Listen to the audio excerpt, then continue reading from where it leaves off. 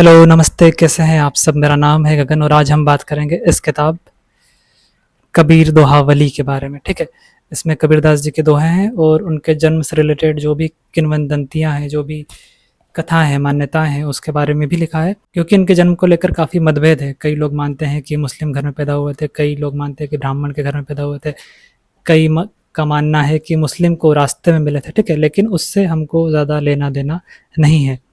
हमें इनकी शिक्षाएं देखनी है, हमें इनका ज्ञान देखना है जो इन्होंने हमें दिया है।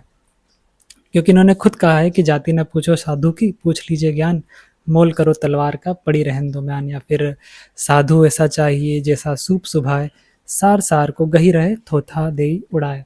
मतलब कि व्यर्थ की चीज़ों को हटा दो। ठीक है, जो भी काम का है, जो भी अच्छा है वो आप रख लो। पहले आप ये सुनो, काफ़ी अच्छी लाइन है।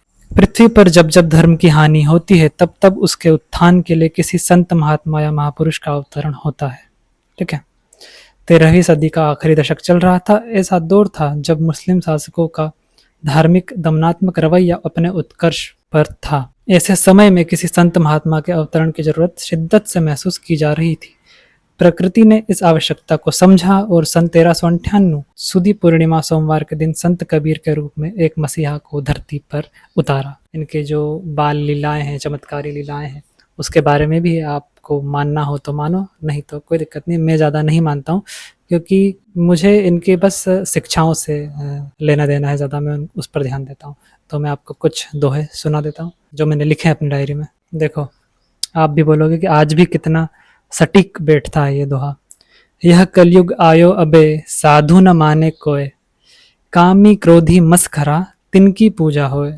ठीक है, यहाँ पर ऐसा समय आ गया है अब कि साधु है, जो संत है, उसको कोई नहीं मान रहा है, लेकिन जो पाखंडी है और क्रोधी है, कामी है, उनकी पूजा की जा रही है। अब ऐसा समय आ गया है। इससे आपको थोड़ा मोटिवेशन मिल सकता है। गोता मारा सिंधु में, मोती लाए पेठी। गोता मारा सिंधु में, मोती लाए पेठी, वह क्या मोती लाएंगे रहे किनारे बैठी। ठीक है, अगर आपको कुछ पाना है तो कुछ करना होगा या फिर रिस्क लेना होगा, गहराई में उतरना होगा। हो सकता है आत्मज्ञान की भी बात हो कि आपकी लाइफ से कोई जाता है ना, या फिर डेथ की वजह से, या जो भी है, तो उसके ऊपर भी एक दोहा है कि कहे तरुवर पात से, सुनो पात यह बात। ठीक है, तरुवर यानी वृक्ष और पात यानी पत्ता। कहे तरुवर पात से, सुनो पात यह बात, इस जग की यह रीति है, एक आवत एक जात। जग की यही रीति है, एक आता है एक जाता है, या फिर जीवन मृत्यु का क्रम जो है वो चलता रहता है।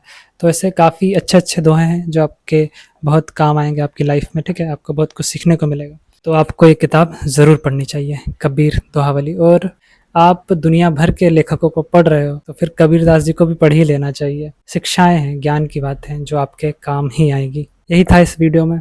मैं इसको बार बार पढ़ता रहूँगा और सीखता रहूँगा। वीडियो अच्छी लगे तो लाइक करना, चैनल को सब्सक्राइब कर देना। ठीक है, बाय बाय, धन्यवाद।